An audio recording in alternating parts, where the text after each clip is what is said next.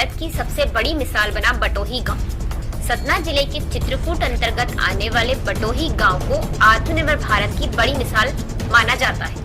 बटोही गांव जो कि MP-UP सीमा का सबसे आखिरी गांव है, जो कि कुछ सालों पहले तक दस्यु प्रभावित क्षेत्र में आता था। वहां पर शुरू से ही डकैतों का क्षेत्र माना जाता है। डकैतों से परेशान होकर कुछ गांव के लोगों ने दूर जाकर अपना गुसर बसर करना चालू कर दिया, पर आज मीडिया के अथक प्रयासों के बाद गांव में शिक्षा, बिजली जैसे संसाधन चालू हो गए हैं, जिसके बाद अब गोलकी देवी सामाजिक सेवा संस्थान के प्रयासों के बाद वहां गो अभ्यारण्य बगदरा पोस्ट के रूप में प्रयास किया जा रहा है। इस संस्थान के साथ हमारी टीम के लोग जन कल्याण, देश जनजीवन उत्थान, पर्यावरण संतुलन के तहत एक कार्य योजना तैयार कर रहे हैं, जिसमें 38 पेज की PDF फाइल तैयार कर संस्था द्वारा 1 वर्ष पहले रजिस्टर्ड डाक द्वारा PMO सहित अनेक जिम्मेदारी वाले कार्यालयों में भेजा गया। यहाँ पर सोशल मीडिया साइट भी मौजूद है, जिसमें निम्न उद्देश्य के लेकर प्रेस वार्ता की गई। वर्षा जल संरक्षण एवं वन संरक्षण, वन्य जीव आयुर्वेद एवं औषधि संरक्षण, गो अभ्यारण्य, गो वन संरक्षण, निराश्रित असहाय वृद्ध आश्रम एवं सोलर प्लांट की मांग की गई। सभी योजनाओं को अस्तित्व में आने के बाद आत्मनिर्भर एवं स्वावित्त पोषित होना चाहिए।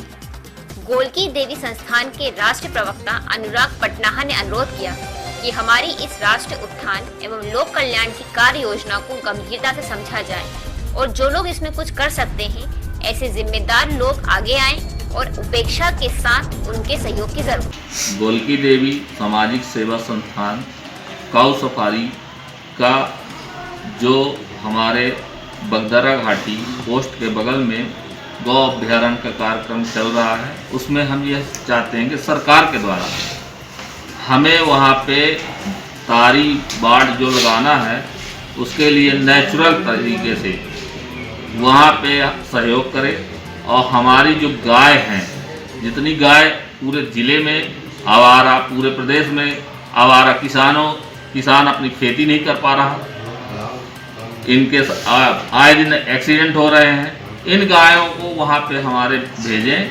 हम लोग वहाँ पे व्यवस्था बनाए हुए हैं, हमारा वहाँ अच्छी घास है, उनके लिए रहने के लिए पर्याप्त मात्रा में वहाँ पानी है, पर्याप्त मात्रा में वहाँ पे उनके भरण पोषण के लिए सब पूरी हम लोग ने व्यवस्था की है।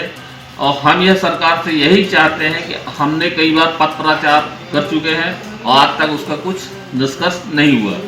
आपके माध्यम से हम यह चाहते हैं कम से कम सरकार जो कानी हाउस बनाने के लिए इतना बजट स्वीकृत कर रही है, वह प्रयोग कम से कम यहाँ के मवेशियों को ले जाकर वहाँ पे रखें, तो हम लोग कम से कम इतना व्यवस्था करके और आके सरकार स्वयं देखे कि हम लोग कैसे काम कर रहे हैं। और वहाँ के आदिवासियों को भी जोड़े हुए हैं, जो हमारे आदिवासी गाय के गोबर से दीपक बनाते हैं, गाय के गोबर से मूर्तियाँ बना रहे हैं, अगरबत्ती का भी प्रशिक्षण दे रहे हैं, औषधि खेती का प्रशिक्षण भी दे रहे हैं। कम से कम वहाँ आत्मनिर्भर वहाँ के लोग बन सके, जो आज उनके रहने के लिए घर नहीं है।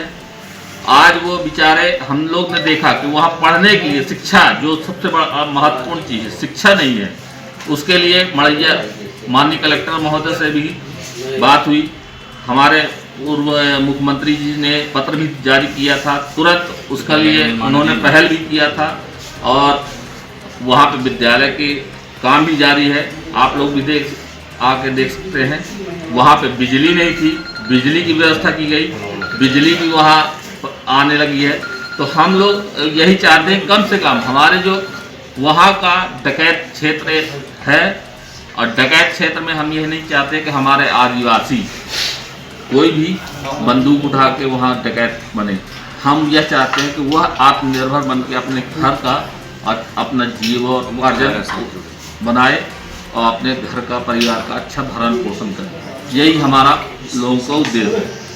और दूसरा हम लोग यह चाहते हैं कि आप लोग के माध्यम से कि वहाँ पे अभी ठंडी का मौसम है, हमारे मवेशी गायें बेचारियाँ पेड़ के नीचे रहती हैं, तो हम लोग अभी प्राकृतिक उनकी व्यवस्था कर रहे हैं, पैरा वगैरह बना के, उनकी मड़ैया बना के कम से कम वहाँ वो रहें। तो माननीय प्रशासन से भी हमारा यह सहयोग चाहते हैं कि कुछ प्रशासन भी वहाँ कुछ ना कुछ वहाँ आके करे, देखे कि हम लोग क्या कैसे कर रहे हैं। यही आशा, यही बात मैं आपके माध्यम से पहुंचाना चाहता हूं शासन को, और हमारे जो सामाजिक सेवा संस्थान के सभी कोई हैं, और भी जो आप लोग को उनसे उस विषय में बात करनी हो तो बात कर सकते हैं।